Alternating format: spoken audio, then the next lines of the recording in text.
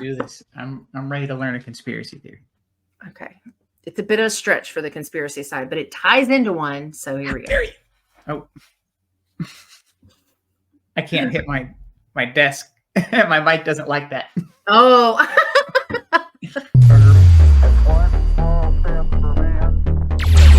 Comparing white and gay.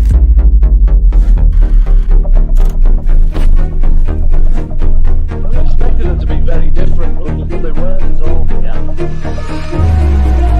curse would be laid upon them.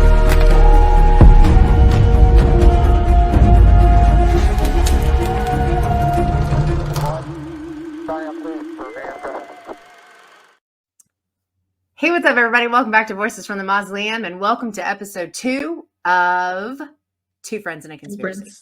Oh,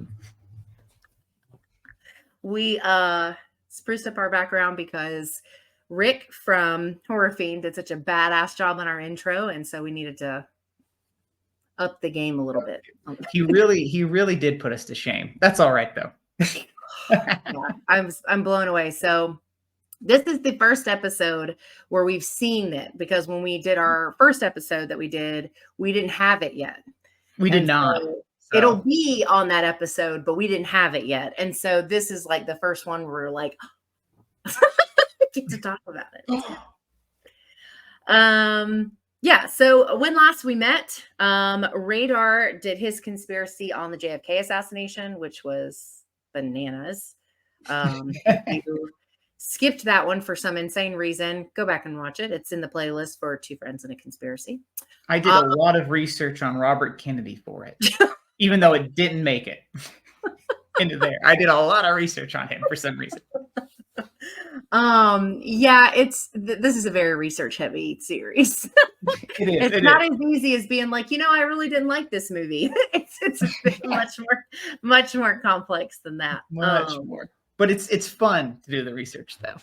It is. I learned a lot about mine that I didn't know. I just knew like small hearsay things. So yeah, it kind of forces you to learn a little bit more about things that you think you know enough about already. But yeah, so that means that this week it's my turn. Yeah. I'm excited too. It's like the mystery flavor of Starbursts, or was it? No, Airheads, where you get the Airheads and you're like, I wonder what it is. That's what I'm ready for. I'm like, what is this conspiracy theory? Yeah, because we did discuss our full list before, but we aren't telling each other which ones we're doing as we're getting ready to do them. So then you don't know ahead of time. Yeah, so I'm going to talk about the main thing, and then I'll explain why I'm tying it to our subjects for conspiracy theories.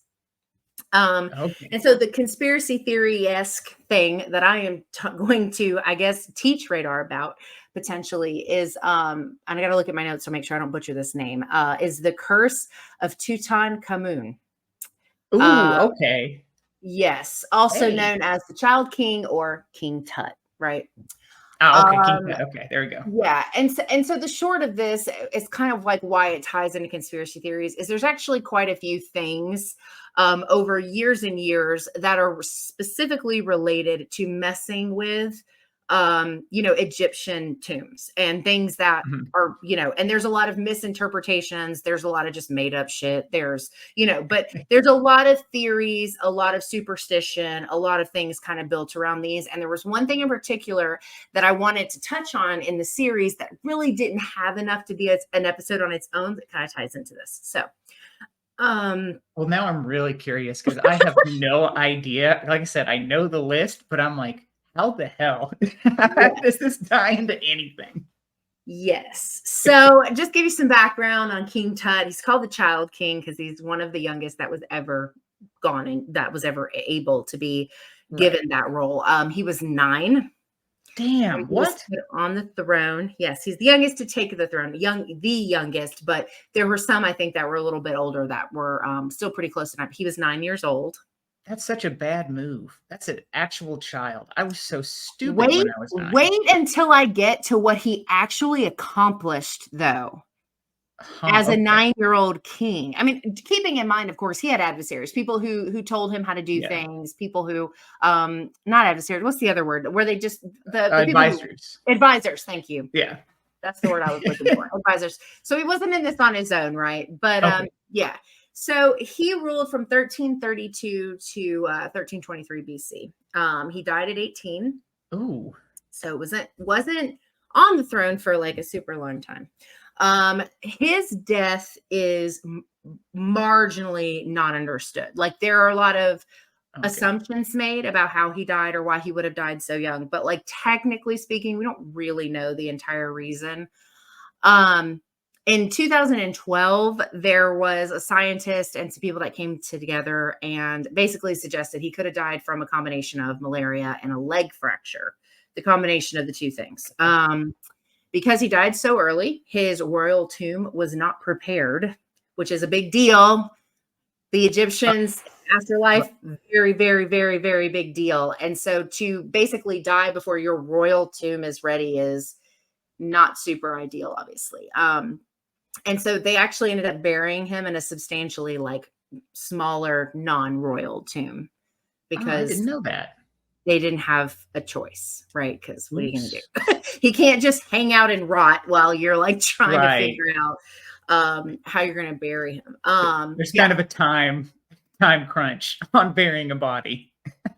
Yeah, and I know a little bit about Egyptian beliefs and things like that, but I didn't know this was like a deep dive into, their afterlife beliefs and their funeral practices and like those kind of things. I didn't really know that much. We know the Mummy movie, right? Like we know like that kind of version of the story, the very westernized version of what Egyptians believed and how they treated their dead. But this was like just like the stuff that they believe it was really interesting stuff I just didn't know. Yeah, it's pretty cool. Like in it's very cool. They have insanely cool beliefs. Like of all the things that I've learned so far in my life, they're like really up there with Norse mythology for like the two that I think have some of the coolest concepts and things and what they believed in. But yeah, so Egyptians, the afterlife is a really big deal. Like you had to be prepared to go into the afterlife because in the afterlife, you had a journey to complete before you could be reunited with your family and essentially live a life then like you would on earth, just without suffering and death and that kind of thing. But there was ways to prepare the body to make sure basically that the person's soul who passed away was equipped and prepared for the journeys that they might face in the afterlife. There you are. See, I knew you'd come up here eventually. Come on. Uh-oh. The kitten is awake. The cat came He's like, wait a second. I hear you on the computer. So ancient Egyptians prepared tombs for the afterlife by providing the deceased with items they would need, as well as decorating tomb walls with scenes from their lives. Items would include things like food, household goods, jewelries, games, and sharpened splints for, the tomb might also contain, this can be an issue. I was hoping he was going to sleep through the whole thing. Also contain a statue of the deceased, the Book of the Dead, or a heart scarab amulet placed over their heart meant to give them protection as they go through the journey in the afterlife. Okay. As far as like the decorations, the walls of the tomb. Kittens are so cute. They're such a mess. Anyway, so decorations, the walls of the tomb might be painted or carved with hieroglyphic text and scenes from their lives, such as banquet sports or everyday activities that they loved, even if they weren't necessarily like super involved in them. These scenes could also be duplicated in other forms, such as painted or carved banquet scenes on the walls of the inside of the tomb that they were put in. Okay. Like I said, the afterlife was really essentially like our life on earth, where we were able to have like, there were pleasures in the afterlife. You could be with your family. But in order to get to that part of it, you had to basically pass a long list of judgments to decide if you were worthy of such a thing. So, the Christians you're judged immediately when you die, and based on whether you were saved or not, you go to heaven or hell, right? So this is like a hero's journey, basically, like in Greek mythology, where you have to go through all of these things, and then at the end of it, you're judged on everything collectively, and then it's decided whether you get to go on or to wander in the darkness forever alone, basically. if they based it on, this is interesting because you're dead, so I'm thinking like you don't really weigh that much anyway, but they based it on the weight of your heart is like Right. Oh, I do in know like, this part. Yeah. yes. And so if you are if your heart was too heavy, they would give it to a mutt, the devourer, and would eat the heart. And then that's when you're just kind of left to wander aimlessly. You don't ever get that like happy ending basically for your Right. forever. Pretty brutal two-hit combo. Your heart's gone and you have to wander forever. Yeah. Well, and it's crazy too because and I didn't see a lot that really dove into this like specific thing, but also like what if you were like a really great human being, Mhm. but you couldn't pass the judgments or you couldn't get through, you know what I Oh, mean? no. Like Right. it's kind of like this is super oversimplifying, but it's kind of like you can be a valedictorian, but if you don't pass all of the graduation tests in Georgia, you don't get to graduate. It's like, what the fuck? That's What's so the point? weird. Yeah. So, That's pretty dumb.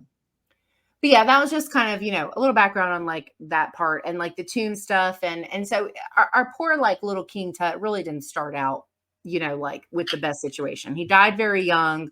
And they didn't even get to do all of these things that they would normally do to prepare a king for the afterlife. Because obviously that's Mhm. way more lavish than like somebody that is not, Right. of royal blood or whatever. But Right. yeah, Tim, who makes so pottery, is not going to get a tomb the size of Pharaoh's, you know? yeah, well, and then I'm like wondering too, like what happened to the one that was supposed to be his? Did they just end up redoing it and like giving it to somebody else? Because they start working on them, I think, like Okay. at a certain like I don't know, maybe they Mhm. hadn't even started it. I got the impression from what I read that they had, but like you do wonder, like, well, I wouldn't want that one. I'd be like, no, man, that's like bad juju. I don't want the Unfinished. like, Right. Oh, that's pretty rough. like, well, you get this one, it's discounted. I don't want it. But yeah, so that was just a little bit of stuff about the afterlife. So some of the things he accomplished in his little 9 years on the throne, he shifted his people back to the belief of polytheism, which of course, if you're not familiar, I'm sure Radar knows this, but if you're not familiar, that is the belief from where you focus from not one god, but many gods, where you believe That's a in that's already a tall order, like shifting everyone from to a mono to completely poly. different form of religion. That's huge already. Yeah. And he had a list of a couple of things, but it's very well documented that he actually accomplished a lot in his 9 years. Involving things like military tactics and political endeavors. He is one of few Oh. pharaohs that was worshipped as a deity Oh, interesting. because people thought really highly of him because of what he was able to do for them, I guess. Good for him. Yeah. Minus the dying at 18 part, but Damn malaria and a leg yeah. fracture. It's such an interesting two things. But I think the leg fracture thing came from when they found the tomb. They were able to decipher that he had an Oh. injury, right? Mhm. But also maybe they just like dropped him too hard into the tomb. I don't Right. know. So that's like a stretch. And then malaria, I think, is a pretty broad guess because essentially, like, Yeah. I don't think there's anything that says why he died or how he died. It just says that, he did. He was He did. 18 when he died, and yeah, so Right. yeah, so switching gears a little bit to when his tomb was found and getting more into like the curse side of things. So his tomb was discovered in I think November of 1922. Okay. It was discovered by a man named Howard Carter and his benefactor, Lord Carnarvon. That just means the guy with the money. The guy Right. with the money and then the explorer, right? When they opened it, it was clear that at some point, even though not, basically put up as like this big find because they were the first to Mhm. come out and say we found this thing. There were very clear signs that people had been into the tomb before. Oh. Whether it was like right after he died or who knows, but there was stuff Mhm. like there was proof that things had been taken out of it, I guess, based on, I don't know, spacing. Huh. It didn't really go into details of how they could Okay. tell. Was it like still sealed? Was it resealed or something? Yes. So, and that's an interesting point because one of the things, a lot of bad stuff happens to the people that were there when this was opened. Uh-oh. And one of the reasons they think that some of these people got sick and stuff is because of the mold and stuff that was inside the tomb. Oh. So like if you just if it's been closed for all that time, I don't know how waterproof those things, I don't know, like are they moisture resistant? I don't know, right?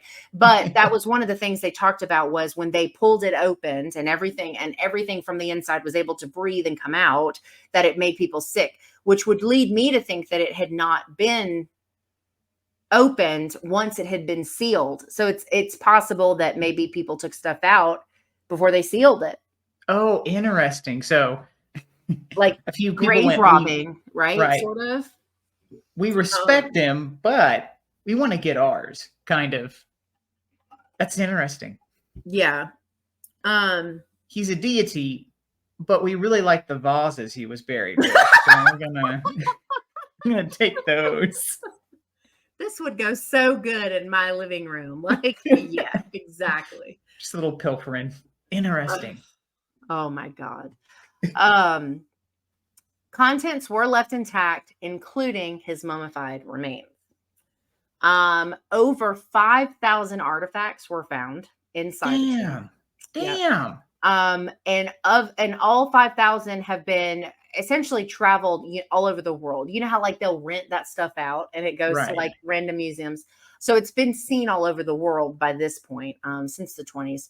But the mask, when you look up King Tut and you see the mask, the thing, that mask, right?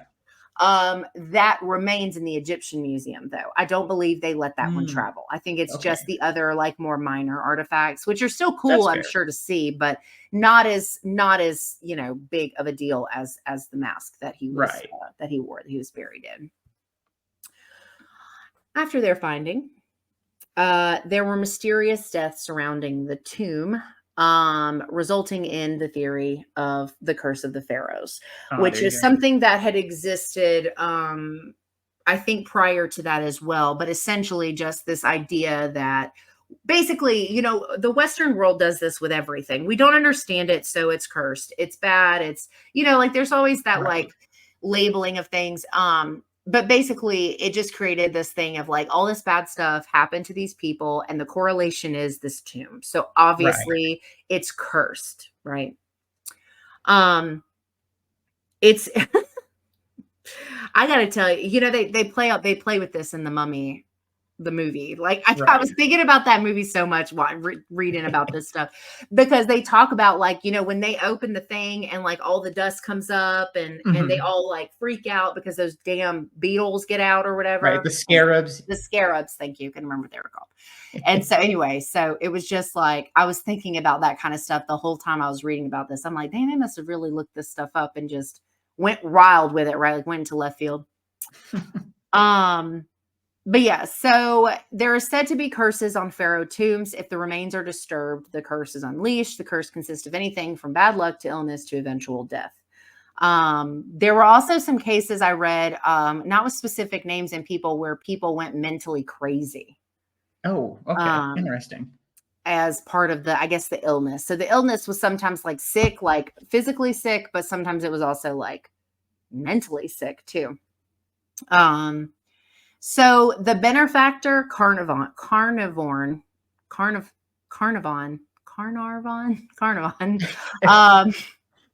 was found dead. Oh, like within 6 months of opening this tomb. They believed that he died because of an infection from a mosquito bite. What? So he got a mosquito bite. He cut the mosquito bite on accident with a razor, like how they use the. Oh yeah. And the cut was so bad, and it was already an infected like bug bite, I guess, that it like supposedly got into his blood and poisoned his blood, and they think that's how he died. All right. Well, that is the most Egyptian curse thing I think I've heard in my life. Yeah. So. This was only, it's 5 months, not 6 months, 5 months after opening the tomb of King Tut. There are other people directly connected to the finders and the trip of Egypt that died under mysterious occurrences. People who were in like fine health, like they made the trip there, they were active, ready to go, like they did fine coming back, and then just randomly they just all started dying off, all within like the first year of coming back from this trip or whatever. Which you know, I don't know. Like I guess if you're a scholar, like you naturally have an intrigue for things, but some stuff like I don't know that I die hard believe in superstitions, but I respect them enough to not push my limits, you know, like or push my luck rather. Like I don't think I could open a thing where somebody was buried. I don't think I could do that. Exploration or not. Like travel thousands of miles and then let's spend months digging this person's body up. No, like I don't think I would have it in me to do something like that. I really, really don't. Artifacts not given to the museum systems that move them all around the world were given to gifts of friends. Oh, so Howard Carter, our explorer guy, right? He gave them to some of his friends. One of them's name is Bruce Ingram, and Bruce Ingram's house burned down. Oops! Like not long after getting the gift, right? They rebuilt the house. Okay. And then it suffered a massive flood that almost wiped the house off the land. God dang! Did he should sue Carter? He's like, you did this, you son of a bitch! Gosh dang it! You're the worst friend. Can you imagine though, like being the type of person, and maybe it wouldn't have mattered, right? But like if my house burned down after I got some weird ass thing from an Egyptian tomb, I'm not going to keep it. Yeah, probably like get rid of that. But that would be so wild as like just imagine getting like just a regular gift from someone and then your house burning down and going like, okay, well, that's a really weird coincidence, you know, and then rebuilding it and then it floods and going, okay, is it that thing? It can't just be like random occurrence, right? Chance doesn't work that way. The odds are not making sense. That's pretty wild though. Super bad luck. I will tell you, this is a quick side note. My ex-mother-in-law went to estate sales all the time when I was married and would go into these houses people died in. Yeah. And would call and be like, hey, do you need anything? Like, the fuck I do. That's how you get ghost. I'm not interested. I don't want the haunted plates from the dead guy down the street. No thanks. Like, no offense, Mr. Smith or whatever, but like, I'm good. I'm good. I'm solid. Thanks, but no thanks. One of the reasons the theory of this curse sprung up initially was because when Howard Carter and his team made their way through the tomb, they encountered a statue of the god of the dead, Anubis, which is one of the coolest gods in existence. Like as far as belief systems go, Anubis is fucking cool. Like he's like one of my favorites. So there was the part of Anubis that is like basically watching over King Tut's tomb. That's where they found it. But there was an inscription at the base of the statue that essentially was a warning. But it was more meant, it wasn't like if you do this, it was really just to ward off people from bothering the tomb. Like it really wasn't, it's not worded like a curse, but they didn't know how to read it. So they didn't get the context kind of. Yes. Oh, okay. And now they're like, everybody's dying. Like it's probably because of that statue. Bruce Ingram don't even have a house anymore. It's probably the statue ward or trying to curse us. So they took that to say, oh my God, this is like, it was a curse and we were supposed to leave it alone, which they were probably supposed to leave it alone, but essentially it was just a warning to grave robbers to leave it the hell alone. Right. Yeah. So, and they have found similar, like warnings on other statues near other tombs that have been discovered, Egyptian tombs. Right. And it's generally the same stuff. And it's interesting to think about too, because if King Tut's, stuff that was inside had been messed with, maybe that's why they put those damn signs there. Oh, right. Yeah, like someone did because it beforehand. yeah, Yeah, because like if they knew it was a risk of someone, I don't know, coming in and doing that, then maybe it was right, just standard practice to and they were fearful of Anubis, right? So in right. some sense, I believe they were fearful of him. I mean, I would be if that was like, my belief system and like, Me this too. this is a statue. He's so cool though. But yeah, I do think like so if you put a warning like that, leave this shit Yeah, alone on don't touch an it. Anubis statue, it would be enough to people because they are very superstitious. They have their beliefs that those are the things they believe, and that would scream danger. Right. You are at risk if you do this, right? Okay, so it was more not like, this is a curse. It was more like Right. the Leave it alone. equivalent of the police car sitting in the median on the highway so you don't speed. Yeah. Yeah. It's like a no trespassing sign on a fence, Right. like Okay. beware of dog or whatever, right? Right. And yeah, so and that's really years after the fact, it was realized that it really wasn't meant as that. It was really just a warning, a Mhm. plaque that was like, leave it alone. Right. Let's see. I put this in my notes. I was like, they really just want to be left alone. Just want to be left alone. Stop bothering the dead. Come on. Yeah, so the king, so a lot of people know who like know the name King Tut, but don't really know all Yeah. the stuff about the findings. So kind of just want to dive into all of that because the shorter stuff that I wanted to talk about is really just some of the other random things that have come up related to Egyptian tombs. One of them is absolutely a conspiracy theory. But these other ones are more of just these like belief things that people have kind of made up, which I guess is technically a conspiracy theory.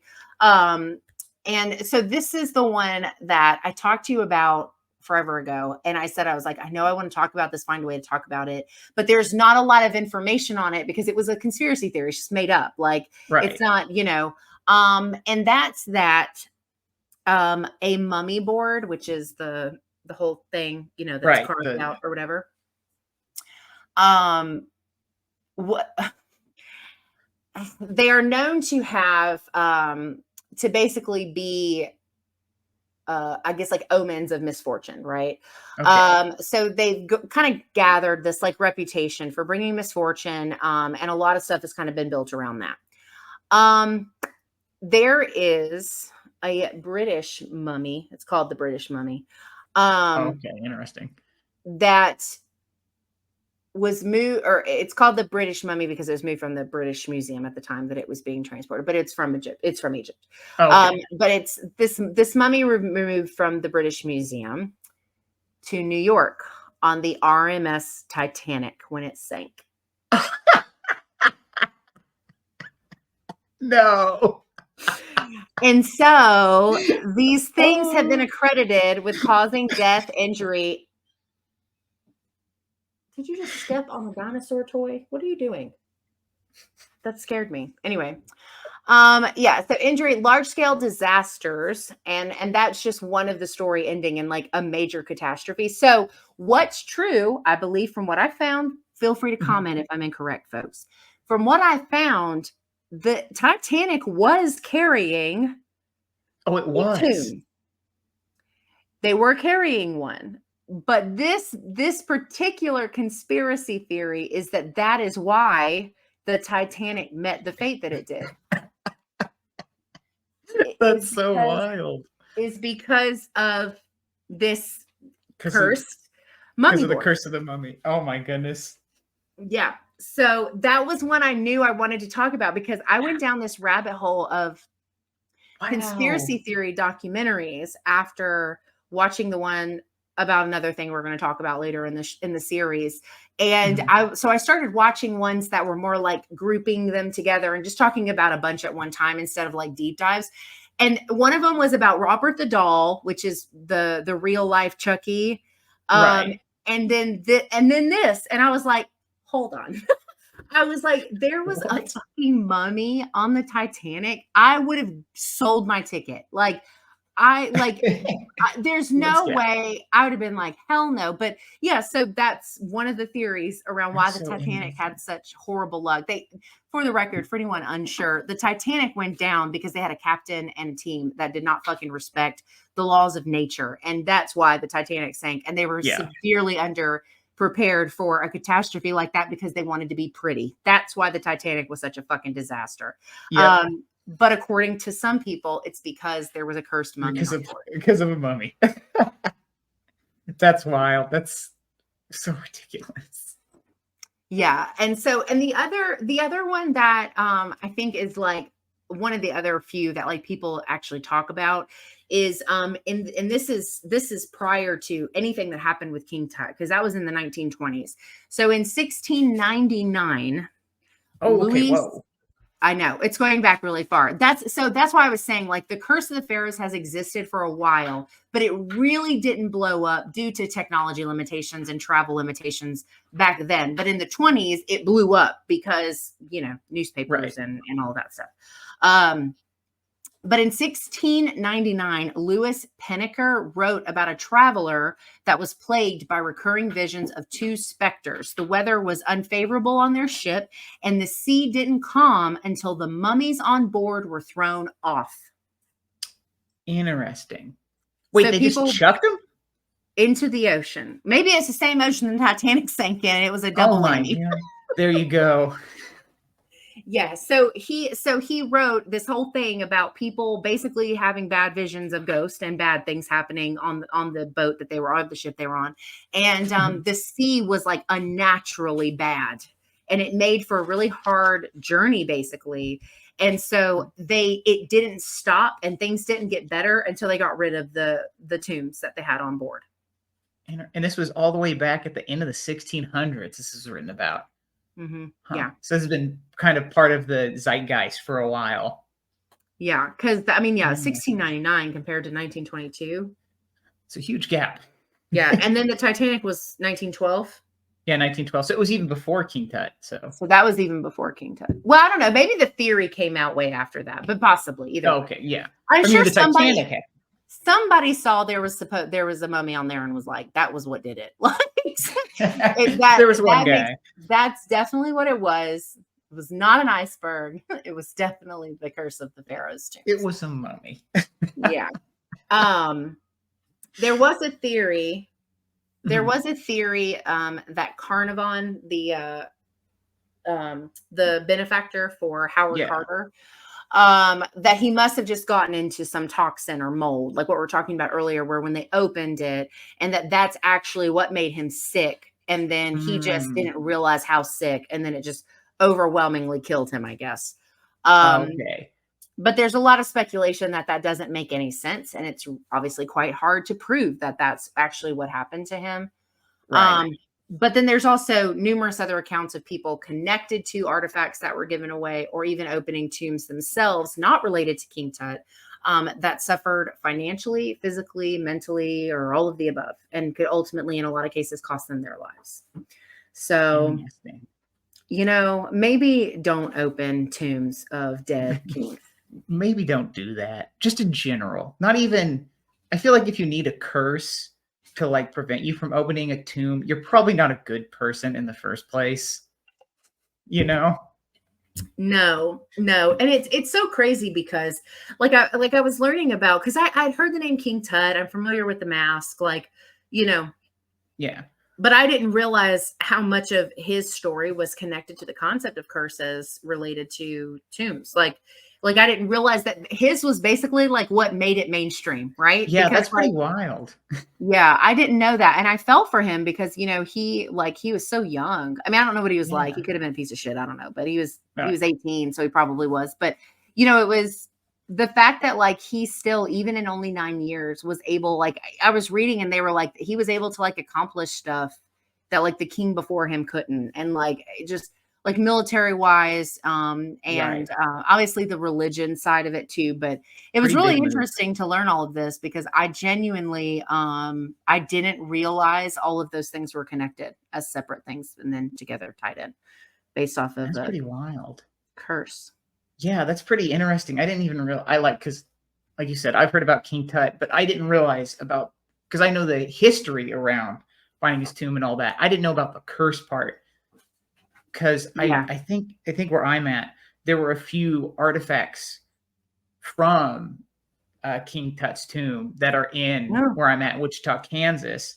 And I yeah. remember like being taught about that and like picking up little souvenirs from our local museum, Sure. or involving King Tut. But I didn't know that it was the curse. Yeah, me neither. Yeah. No, because like I had heard, because the kind of this whole thing started with me hearing about the Titanic thing. I was like, that is absurd. I love it so much, right? Like, because Yeah. I mean, the reality is like, we know why the Titanic did, like why that happened the way that it did. It was multiple factors, but ultimately it was human error is the reason that was Right. such a disaster. But I love this concept that we can take like something like that and make it like supernatural. Like, oh no, Right. 100%. It was just a cursed trip from the beginning because the British Museum put a mummy on board to go to New York. Yeah. Right. There's when and then in statistics and sort of like the other fields, but like in economics, you do a lot of regression analysis, and like the Yeah. equations are really big and all. And at the end of it, there's always like an E for the error. There's going to be Oh, right. errors involved. There's going to be stuff that happens that can't be explained by the model or the formula you're Sure. putting together. And like Yeah. King Tut's curse is the perfect example of like the human mind not understanding correlation doesn't equal causation. We can't Yeah. understand that error, so we're just like curse. Yeah. You know, because it's so much easier to assign all the blame to this one thing as opposed to going like it's just random stuff in life. Yeah. Well, and two, like not even realizing, I mean, obviously at that time they had no concept of modern medicine, because if you don't know this, like as viewers, modern medicine did not exist in the 20s. Like modern medicine is No. less than 200 years old. Like it's or less than 100 years. It's like very small window for what's considered modern It's medicine. like the 50s onward, maybe. Yeah. Maybe. It's like, yeah. So in the 20s, Maybe. they're still doing very strange things like not washing their hands before surgery. Like Yeah. that kind of stuff. Like it's very, and so, you know, if there was something toxic, right, that could easily be that is a logical path. It's just too difficult in 2024 to prove that, right? Because it's too Right. long.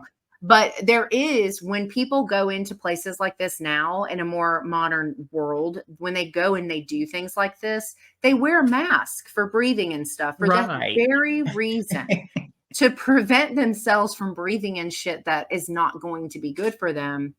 But yeah, I think it's interesting. And then it was funny because like, God, I didn't even see, I should have looked this up. I didn't even look to see how Howard Carter died. Because he did not die as far as I know. Oh, he had lymphoma, Hodgkin's lymphoma. Oh, never mind. He lived for 17 more years, though. He didn't die until 1939. Okay, well. Most likely of a heart attack after a long battle with Hodgkin's lymphoma. I mean, so can you imagine though, if you believe this, right? Like if you believe this is the curse and like you're the person that did this, but like you're the one that didn't die or get like, you know, everyone around you's houses is going up in flames and people are dying. And meanwhile, you're just like, yeah, you're like, oops. Well, it was a cool day. Oh, well.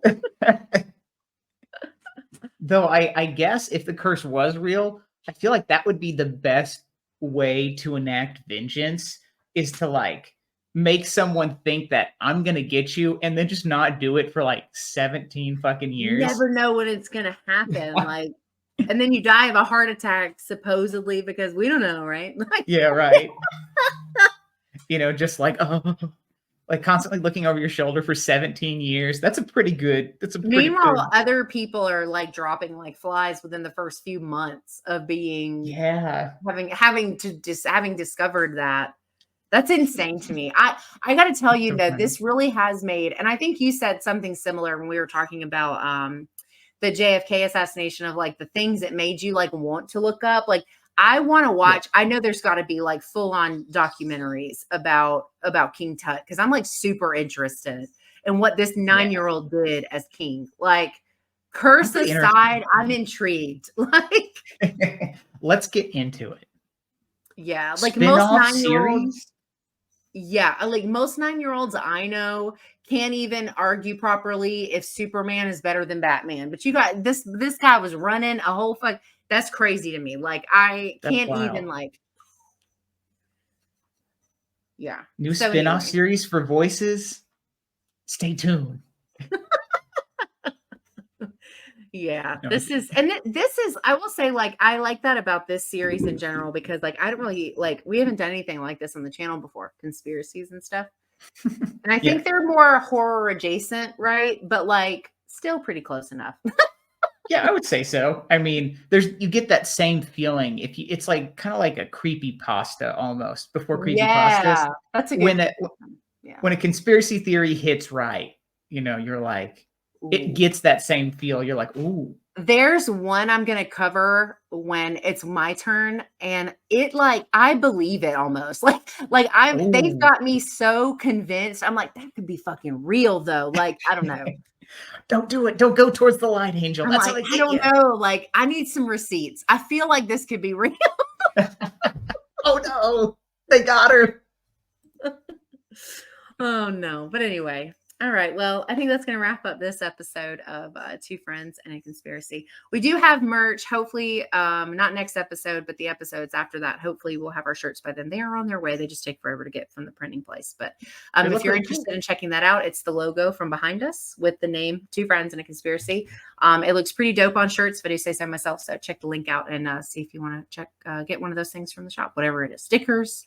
I don't remember what all I did. I'm sure I did cups too. Stickers, cups, shirts, whatever. So also Radar's link, where you can find him and all of his fun things, his books and his content creating that he does, will also be in the description for this episode. So next time it'll be Radar's pick.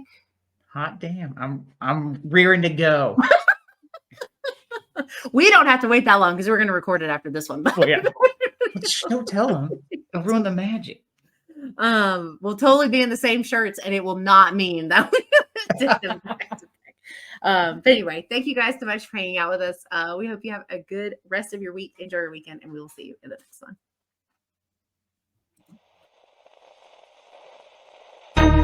one.